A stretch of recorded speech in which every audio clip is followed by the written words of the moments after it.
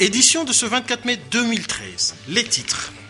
Fin du monopole de la SONAS. L'Assemblée nationale a adopté le projet de loi qui modernise et libéralise certaines activités économiques et financières en RDC. 5 ans depuis la signature de la convention de collaboration entre le gouvernement de la RDC et le groupement des entreprises chinoises, communément appelé Contrat chinois. Le bureau de coordination et de suivi du programme sino-congolais a fait le bilan au fleuve Congo Hôtel. La musique n'est pas que l'art de combiner les sons. Aujourd'hui, elle est associée à la vie des jeunes pour véhiculer certains sujets d'actualité. Antenne A, le journal, Jenny Valiant. Bonsoir mesdames, messieurs et bienvenue à cette grande édition du journal sur Antenne A. Un invité dans ce journal qui reçoit pour vous une icône de la musique congolaise. Il s'agit de Maïka Mounan, qui est un artiste musicien, arrangeur et producteur. Les détails dans ce journal. Il y a une année, l'artiste musicien Opetoub Mouré, chanteur de l'orchestre Bana Oké, à cet effet, la famille biologique de l'illustre disparu, les amis et connaissances ont choisi de passer la date de ce 24 mai 2013, date d'anniversaire de son décès, dans le recueillement. Le programme d'aujourd'hui s'est présenté comme suite. À 10h, il y a eu dépôt de la pierre tombale sur la sépulture du défunt au cimetière Nécropole dans la commune de l'Incélé. À 16h, une messe a été dite en la cathédrale Notre-Dame de Lingwala et c'est en musique que s'est clôturée la journée de ce 24 mai 2013. Mais déjà demain, samedi 25 mai 2013, un concert est prévu au Roméo Golf à 18h où tous les mélomanes sur invitation sont conviés.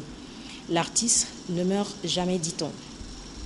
Ça va vite, c'est aujourd'hui 24 mai 2013 que Jean-Pierre Bemba Gombo totalise 5 ans depuis sa détention à La Haye par la CPI. Après le mandat du procureur Louis Moreno Ocampo, le procès est dans sa deuxième phase et se poursuit sous Fatou Ben Souda. Mami Tambou, Eric Izami, Maxime Gongo, Josène Belebele ont signé ce papier.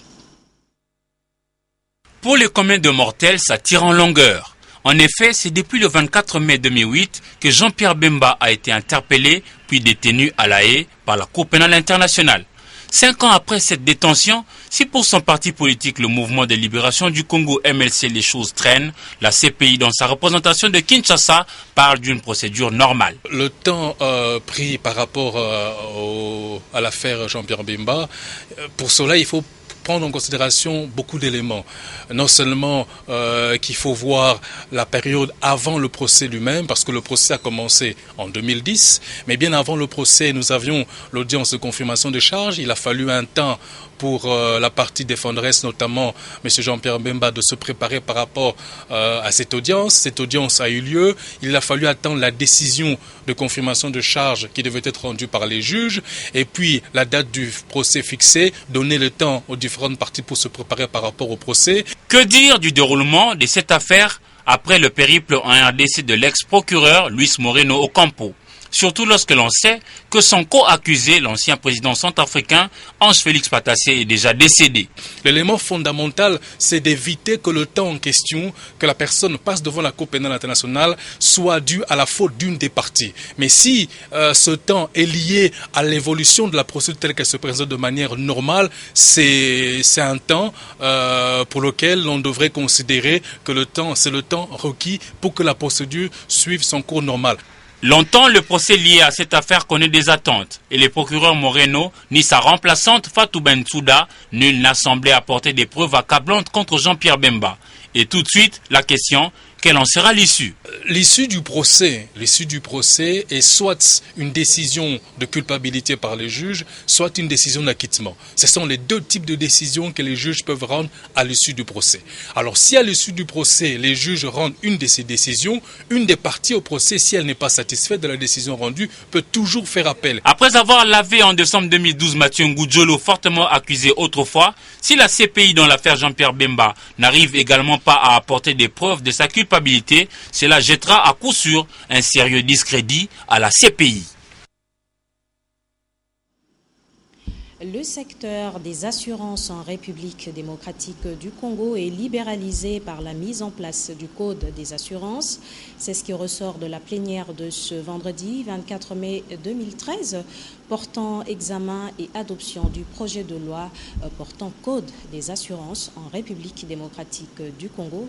Des explications dans ce reportage signé par notre spécialiste en questions parlementaires, Laïn Bofandombongo, sur les belles images de Blaise Londa.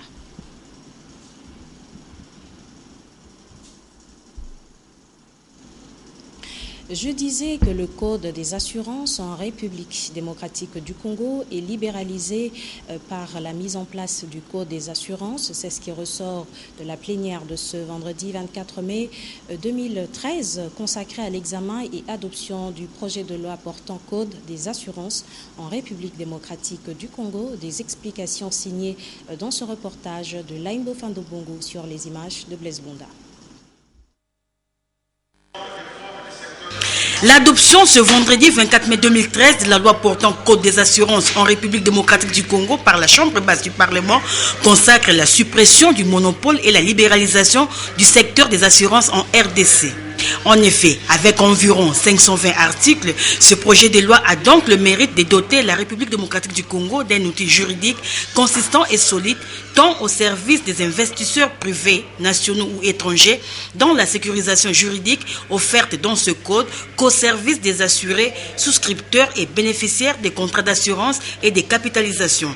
Cela par la création d'un organe de contrôle dénommé Autorité de régulation et de contrôle des assurances. Il y a également institué un fonds de garantie automobile qui sera chargé lorsque le responsable des dommages demeure inconnu ou n'est pas assuré, sauf par l'effet d'une dérogation légale à l'obligation d'assurance des supportés dans la limite des plafonds fixés par le texte réglementaire qui seront pris par le ministre ayant les assurances dans ses attributions sur proposition de l'autorité de régulation de contrôle des assurances. Les frais médicaux et d'indemniser les victimes des dommages résultant d'atteintes à leur personne née d'un accident causé par un véhicule terrestre à moteur en circulation ainsi que des remorques et semi-remorques. Selon son exposé des motifs, le projet de loi portant Code des assurances est l'un des plus importants dispositifs parmi les mesures prises par le gouvernement en vue de moderniser et libéraliser certaines activités économiques et financières de la RDC. La sécurité juridique est en effet un des soucis majeurs des investisseurs et donc une condition du développement économique du pays et l'amélioration des conditions de vie de ses citoyens. Dans le cadre de la campagne nationale de communication sociale sur la décentralisation, le vice-ministre de l'Intérieur, Égide Ngokoso, accompagné par la cellule technique d'appui à la décentralisation, a planché hier jeudi sur les 3D entendez: décentralisation, démocratie et développement. Les détails avec Eric Izami. Le 18 février 2006 est une date historique. Elle marque le jour de la promulgation de la nouvelle constitution de la RDC. Cette loi fondamentale a levé une option sérieuse. La décentralisation a été choisie comme étant le mode de gestion de la RDC. En effet, le Congo-Kinshasa est vaste. Des bananes au Bas-Congo, l'on remonte jusqu'à Zongo à l'équateur, de Faradje à l'extrême nord-est, en descendant jusqu'à Sakanya dans le sud-est. La population congolaise en entier est concernée par ce vaste programme de la décentralisation. Cette nouvelle approche consignée dans la loi mère vise surtout à rapprocher les administrateurs des administrés. La décentralisation a également dicté un rythme de travail, notamment aux parlementaires au niveau national. Un certain nombre de lois ont été votées et promulguées par le chef de l'État. D'autres lois sont attendues au Palais du Peuple pour y être examinées et éventuellement être votées. C'est le cas du projet de loi sur les découpages du territoire en 25 futures provinces, plus la capitale Kinshasa. C'est aussi le cas de la loi sur la programmation de l'installation étape par étape des nouvelles provinces. Loi sur la limite de frontières de provinces de la RDC déjà adoptée par le Sénat et qui va l'être au niveau de l'Assemblée nationale. Cette rencontre avec le vice-ministre Égide Ngokoso de l'Intérieur, décentralisation et affaires coutumières et la presse a été également une belle occasion pour inviter les médias à aider à l'appropriation de la décentralisation par la population dans les 4 coins de la République démocratique du Congo. Parlant de la primature dans ce journal, la réunion du comité exécutif stratégique de l'association des procureurs généraux se tiendra au mois de juin prochain ici à Kinshasa et le procureur général de la République en a fait savoir au Premier ministre. Mais sachez aussi que Matata Ponyo a également eu une séance de travail ce vendredi 24 mai 2013 avec les experts du ministère de la Santé, de l'OMS et de l'UNICEF. Le point avec Jean-Louis Miaswikama. Relever le niveau de la santé est une des priorités du Premier ministre. Avec l'OMS, l'UNICEF et les experts du ministère de la Santé, Matata Ponyo affine le programme. En concret, nous avons un grand pays, mais dans la première phase de l'exécution de ce programme, nous avons ciblé à 66 hôpitaux généraux de référence sur toute l'étendue du pays, un réseau de 6 hôpitaux par province, et tout autour de chaque hôpital général de référence, 6 centres de santé, ça fait au total 66 hôpitaux généraux de référence et 3 centres de santé qui seront réhabilités en première phase. Une deuxième phase commencera en fin d'année. Au sujet du coût du projet. Dans un premier temps, le gouvernement a consenti à une enveloppe de 20 milliards de francs congolais pour la première phase de réhabilitation. Et au fur et à mesure qu'il y aura des moyens, qu'on va générer des moyens, il sera possible, comme nous venons d'échanger avec le Premier ministre, d'aller au-delà et de poursuivre ce programme jusqu'à relever le plateau technique et le niveau de prise en charge de nos structures de santé, que ce soit les hôpitaux généraux de référence, que ce soit les centres de santé. Le procureur général de la République, accompagné des premiers avocats généraux de la République, ont informé le Premier ministre de la tenue prochaine à Kinshasa de la réunion du comité exécutif stratégique de l'Association des procureurs généraux. Le ministère des Petites et Moyennes Entreprises et Artisanat organisera pour le mois de juin prochain, en collaboration avec l'association Global Investir, un salon des services financiers pour les PME. Une réunion préparatoire a eu lieu au ministère de l'Industrie à cet effet. Encore une fois, Jean-Louis Miaswikama sur les images de Blaise Londa. Bancarisation et crédit pour toutes les petites et moyennes entreprises. C'est le but ultime du salon des services financiers pour les PME qui sera organisé au mois de juin prochain. Le secrétaire général des petites, moyennes entreprises et artisanat, Joseph Lunanga Boussania, a présidé une réunion au cabinet du ministre de tutelle à la Gombe. Son message est on ne peut plus clair. Nous saisissons cette opportunité pour inviter tous les partenaires versés dans le secteur des très petites et moyennes entreprises et artisanats à bien vouloir passer au secrétaire général au PMEA pour les plus amples renseignements parce que c'est pour eux que nous organisons ces salons. C'est pour eux d'abord et ensuite c'est pour l'ensemble de la République démocratique du Congo. Il faut que toutes les PME évoluent à Kinshasa ou dans d'autres provinces, en tout cas qui seront ici présentes à Kinshasa à l'occasion de la tenue de ce salon, probablement au mois de juin, de passer chercher des informations soit à la division urbaine de PMEA à Kinshasa, soit au secrétaire général aux petites et moyennes entreprises et artisanats. Initiative Global Investir, IG, et son coordinateur Peter Kassongo ont relevé le faible taux de bancarisation des petites et moyennes entreprises, dont l'organisation de ce salon peut être un début de solution. Quant aux banques regroupées dans l'Association congolaise des banques, elles ont fait des propositions judicieuses et ont souhaité que ce salon soit une occasion de rencontrer les PME qui n'ont pas l'habitude de recourir à leurs services. Les contrats chinois, plus exactement la convention de collaboration signée le 22 avril 2008 entre le gouvernement de la République démocratique du Congo et le groupement des entreprises chinois représenté par Grec et Sino Hydro totalise 5 ans. Voilà pourquoi une séance d'information et d'échange a eu lieu aujourd'hui où la presse congolaise a été conviée. Encore une fois, Jean-Louis Miaswikama sur les images de Blaise Londa. En son temps, les contrats chinois ont fait couler beaucoup d'encre et ils constituent de manière simple un troc moderne, projet d'infrastructure contre minerais. Tant les besoins en infrastructure de la RDC sont immenses, 50 milliards de dollars. Le groupement des entreprises chinoises s'est engagé à cet effet pour 3 milliards de dollars. 5 ans après, Moïse Ekanga Lushima, secrétaire exécutif du bureau de coordination de suivi du programme sino-congolais, dresse un bilan. Je disais ici qu'il y a 350 millions de dollars qui ont été décaissés en janvier 2009 des projets qui ont été exécutés jusque pratiquement 2010, 2011 même. Donc, nous avons de l'argent en janvier 2009.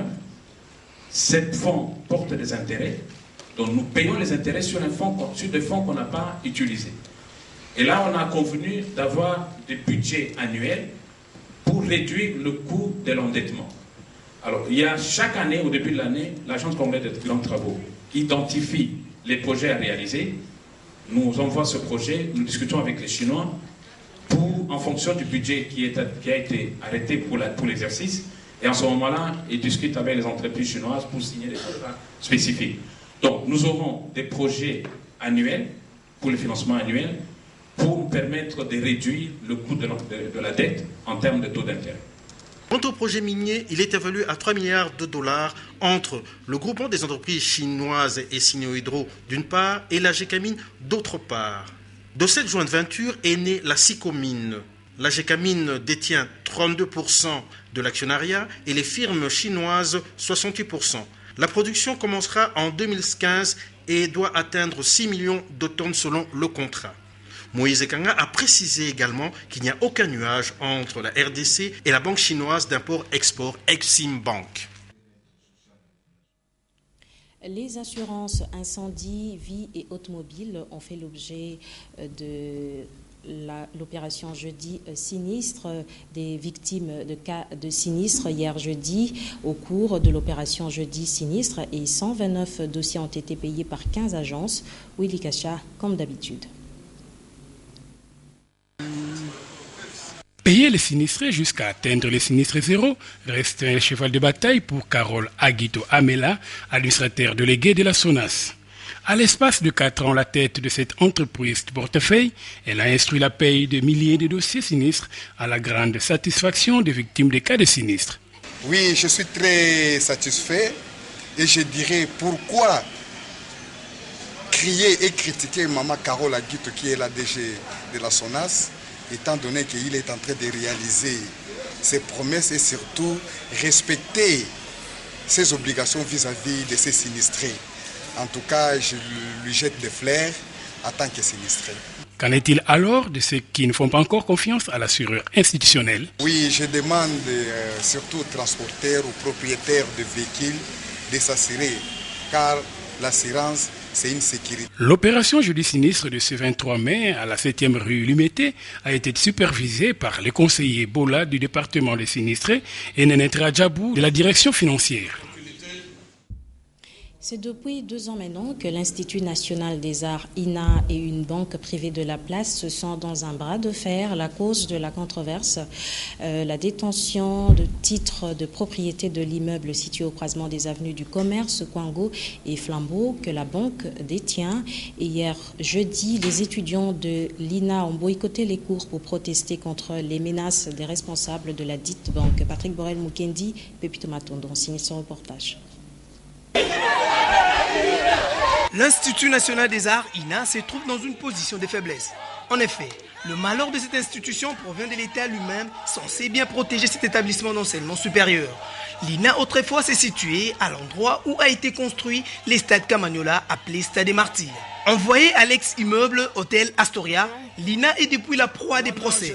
Soit c'est contre la famille Litomoboti, soit l'INA est menacée par une banque qui lui aurait déjà donné une mise en demeure de 7 jours pour déguerpir. Le responsable de l'INA en appelle à l'autorité compétente pour mettre fin à ces va-et-vient judiciaires qui dérangent le bon déroulement des enseignements. Il y a une banque, une tierce banque, une banque que nous ne pouvons pas même identifier, qui vient nous défier. Nous sommes vraiment dépaysés, nous sommes démoralisés pour le simple fait que chaque fois il y a des palabres ce qui arrive autour de l'INA. Quand l'INA avait obtenu ces bâtiments, les clés nous ont été remises par le ministère de TPAT. Ce n'était pas un individu. Le site nous a été donné par le gouvernement. Le même gouvernement nous a confirmé et c'est le même gouvernement qui va nous construire un site convenable pour que nous quittions. L'immeuble INA, anciennement appelé Hôtel Astoria,